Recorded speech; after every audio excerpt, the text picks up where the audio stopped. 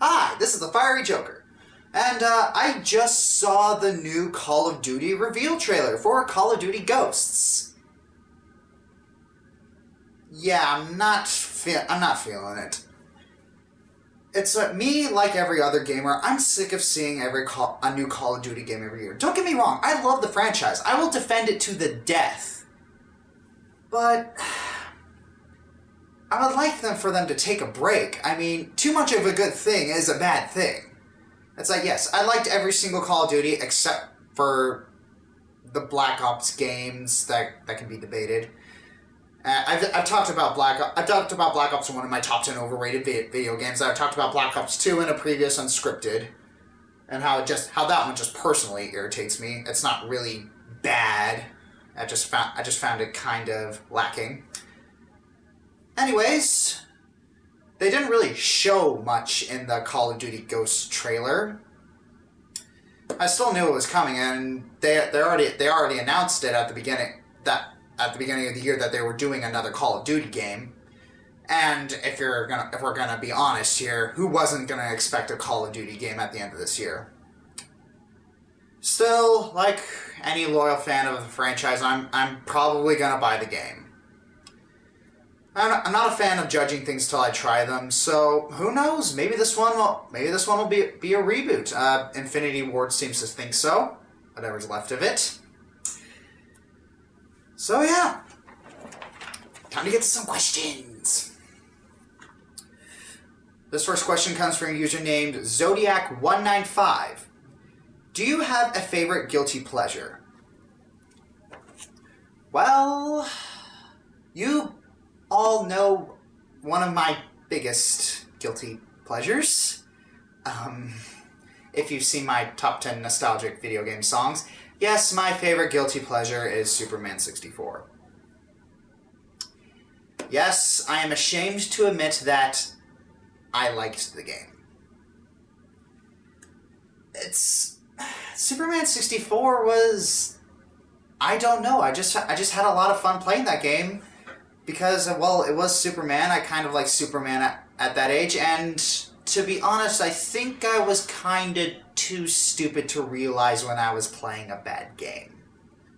I'm going to be completely honest here. So when I was a kid, I wasn't really strong in the common sense department. I mean, I was a smart kid. I mean, I got good grades. I was very intelligent. I can memorize trivia like no other. But in terms of street smarts and common sense, I was seriously lacking. Anyways, what I did like about Superman 64 was I actually did like the multiplayer when I was playing it with my brother. One thing that really shocks me about every single person that reviews Superman 64 is none of them tackle the multiplayer, which is really, really weird. I mean, it's a part of the game, and it's there on the main menu. Why does no one talk about it? It's kind of a bit of a watered down Mario Kart, except you're working in 3 dimensions. And for some strange reason, you can't play as Superman. And I would appreciate if Mr. Decker would turn down his volume. Hint, hint.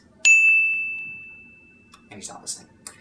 Anyways, back to Superman 64. And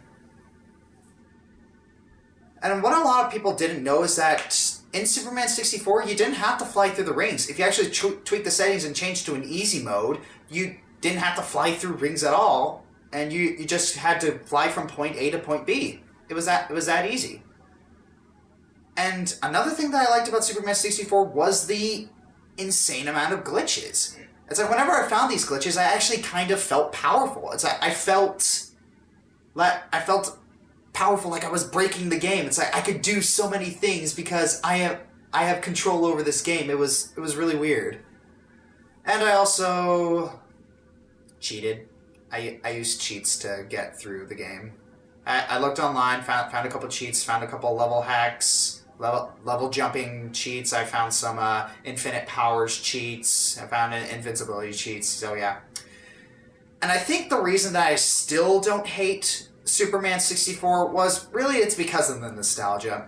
I'm going to admit it, nostalgia has blinded me to me hating Superman 64. There's really no way around it. So yeah, I'd actually still pop in Superman 64 every now and again because it's nostalgic to me, and I've got a lot of good memories with it, and I can still have a little fun with it with all the insane amount of glitches. Can't blame me for that, right? Right? Alright, so this next question comes from a user named PS3Gamer752. Are you going to make some tutorial videos on editing? Well, now that you ask, if you want me to, sure.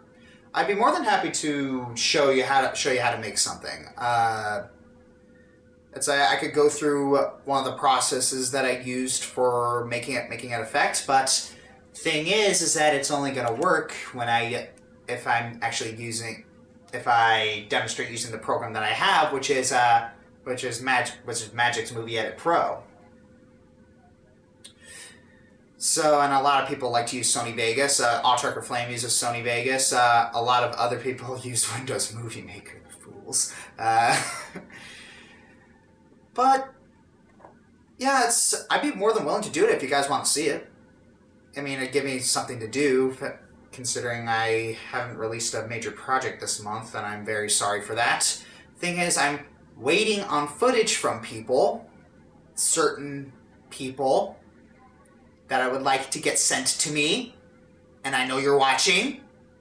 I would like it pronto, ASAP, and any other synonyms I can't think of right now.